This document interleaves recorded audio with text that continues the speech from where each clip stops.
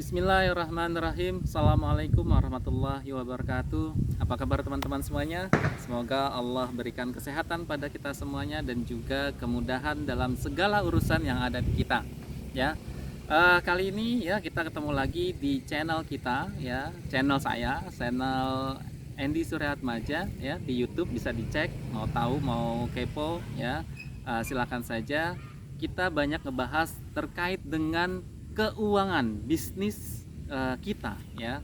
Jadi yang mau tahu bagaimana mengelola keuangan ya bisa ngelihat di video-video yang sudah sampaikan. Jangan lupa ya, biar saya tambah semangat juga untuk membuat konten-konten. Jangan lupa untuk like, subscribe dan juga komen, ya. Mungkin ada hal-hal yang ingin dibahas atau hal-hal yang ingin ditanyakan atau hal-hal yang ingin didiskusikan lebih dalam, supaya akhirnya kita tahu untuk membahas apa lagi. Nah teman-teman, saat ini saya berada di perumahan ketiga dari Esa Property, yaitu Surya Asri Cijeruk, ya, yang letaknya itu di ketinggian sekitar 350, ya, di atas permukaan laut. Cukup dingin, ya, udaranya juga sejuk, anginnya juga semilir-semilir gitu ya. Dan yang kerennya ya, di sini nanti kita akan bangun kolam renang, lalu playground, lalu juga kita akan bangun musola dan juga tempat-tempat nongkrong untuk anak-anak muda seperti teman-teman semuanya, terutama anak-anak ataupun kaula muda ataupun orang-orang yang suka dengan pemandangan kesejukan dan lain sebagainya. Nah, tapi itu bukan pembahasan kita kali ini, ya. Pembahasan kita kali ini adalah terkait dengan pertanyaan yang sering saya dapatkan juga, ya, terkait dengan harta nih, gitu ya. Jadi teman-teman semuanya, saya sering ditanyakan, ya, karena mungkin kaitan dengan banyak yang melihat saya berbisnis 1, 2, 3 gitu ya, perumahan properti kok kayaknya ngoyo, kok kayaknya nafsu, kok kayaknya apa gitu ya. Lalu banyak yang mendiskusikan, dan juga saya mendengar, ya, kan rezeki itu sebenarnya sudah ditetapkan oleh Allah Subhanahu wa taala, dan namanya manusia kita jangan ngoyo. Kenapa? Karena nanti di akhirat semua harta, ya, kekayaan yang kita miliki itu akan dihisap oleh Allah Subhanahu wa taala, akan dimintai pertanggungjawabannya oleh Allah Subhanahu wa taala, ya. Jadi hati-hati, ya. Jadi ini yang sering saya dapatkan.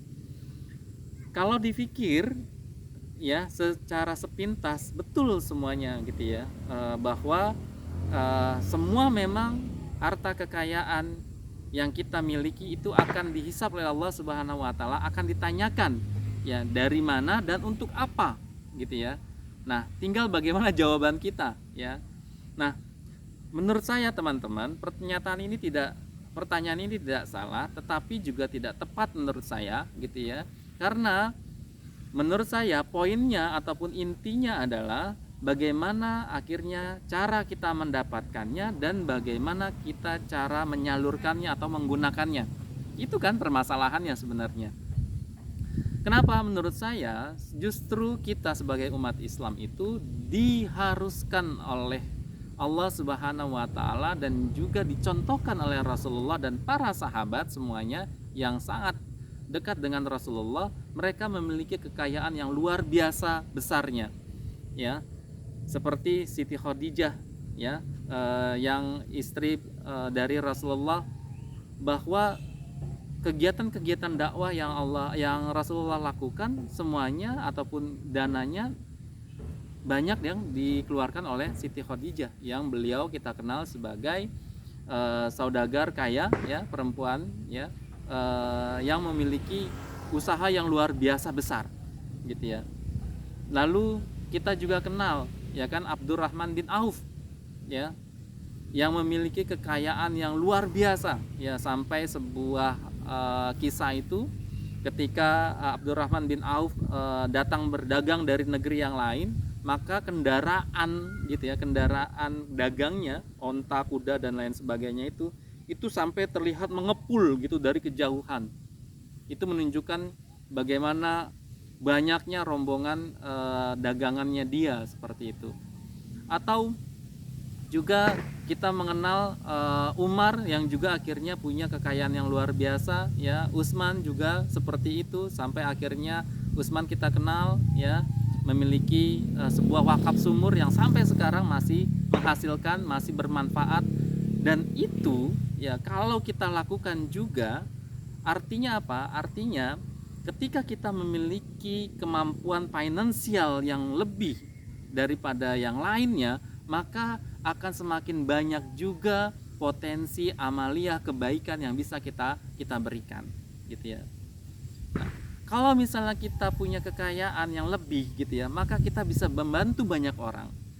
Ketika kita punya rezeki ataupun ekonomi yang lebih, maka kita bisa menolong banyak orang, membuat sebuah gerakan-gerakan kegiatan ekonomi yang lebih besar, lebih masif, sehingga akhirnya manfaatnya bisa lebih masif lagi, lebih besar lagi. Nah, maksud saya teman-teman semuanya adalah perkataan ataupun penyampaian bahwa manusia akan dihisap dengan harta kekayaannya, ini jangan menjadikan kita, ya, tidak sungguh-sungguh, tidak serius, tidak mengeluarkan semua potensi kita untuk mencari semua potensi ekonomi yang bisa kita dapatkan, ya. Pemikirannya adalah ketika kita bisa mendapatkan ekonomi yang lebih baik, lebih banyak, lebih besar, maka potensi kebaikan pun akan lebih banyak kita bisa lakukan, ya. Jadi itu, ya, cara berpikirnya, bukan dibalik, gitu ya.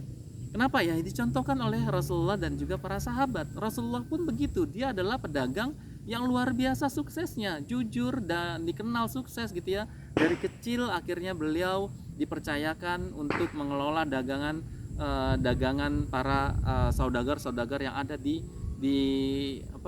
kota Makkah dulu, gitu ya. Sehingga akhirnya dia diberikan kepercayaan oleh Siti Khadijah untuk juga mengelola bisnisnya, sampai akhirnya beliau dilamar oleh Siti Khadijah, gitu ya, untuk dijadikan suami. Nah, teman-teman semuanya, gitu ya, ketika mindset ini kita miliki dengan benar, ya, tentu akhirnya ini akan memprotek kita, ya, akan memprotek kita untuk senantiasa menggunakan seluruh harta kekayaan kita itu untuk kebaikan-kebaikan, ya. Jadi kekhawatiran yang tadi disampaikan itu tidak akan terjadi. Berat, iya memang berat, gitu ya. Tapi segala sesuatu, ya, yang memberikan sebuah apresiasi ataupun hadiah atau imbalan yang besar seperti surganya Allah Subhanahu wa taala, itu pasti akan berat dilakukan, nggak akan mudah, gitu loh, ya. Jadi semuanya memang berat, masuk surga pun itu sudah berat, gitu loh. Jadi akhirnya bagaimana potensi kekayaan kita itu kita berikan, kita kontribusikan untuk umat, sehingga akhirnya memudahkan kita masuk surga. Nah, itu kan caranya, gitu loh. Nah, kalau seperti itu kan nggak ada salahnya. Justru akhirnya kita harus berlomba-lomba untuk menjadi orang yang terbaik, karena umat yang terbaik, gitu ya, adalah dia memiliki kekuatan, ya, tidak hanya cukup soleh tetapi punya kekuatan. Salah satu kekuatannya adalah, ya, salah satunya adalah ekonomi, teman-teman. Nah, ini mindset yang harus kita miliki supaya apa? Supaya akhirnya teman-teman kita dalam beraktivitas dalam bisnis kita itu benar-benar sungguh-sungguh, ya, benar serius, gitu, benar-benar fokus, ya, melakukan semua aktivitas bisnis kita dengan target-target yang sudah kita rencanakan, gitu ya, yang sudah kita tetapkan, gitu. Tidak ada lagi kata-kata akhirnya, oh, kita cukuplah, ya kan, melakukan semuanya sekedarnya saja, toh rizki sudah ditetapkan oleh Allah Subhanahu wa taala, toh rizki nggak akan kemana, betul, ya, tapi caranya yang salah. Nah, teman-teman, ya, Itu mungkin yang ingin saya sampaikan hari ini gitu ya. Pada saat ini konten yang sedikit sederhana tetapi mudah-mudahan bisa menjadi sebagai sebuah masukan buat kita, merubah mindset kita gitu ya, sehingga kita akan benar-benar fokus dalam bisnis kita, dan kita akan menjadi umat yang mengendalikan seluruh ekonomi ya, seperti dulu para sahabat dan juga Rasulullah SAW ya, begitu mampu mengendalikan ekonomi